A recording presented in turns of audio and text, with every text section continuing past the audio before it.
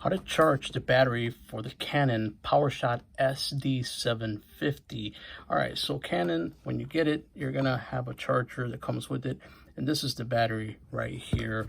So you simply are gonna connect the battery to the contacts right there. It's got the arrow, so you're just matching the arrow, and then you connect it that way. It's connected to the wall. This is going to light up orange, and when it's fully charged, it's going to be green, and then you're ready to go. All right, so how does it go in the battery? I'm going to show you, but let's say you lost this charger. I have a solution for you, but first let's check it out, how it goes into the camera. So we're going to open up this compartment right here.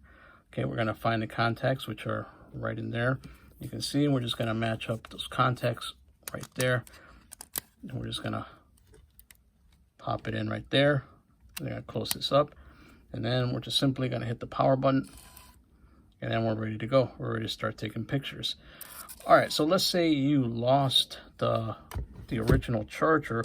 Well, have no fear, because the brand Kastar makes different chargers for all kinds of cameras, including the Canon. And I don't have the particular one because I have mine here, but let's pretend that this is the battery for the Canon. So what we're gonna do is you're gonna line it up like that with the plus and the negative.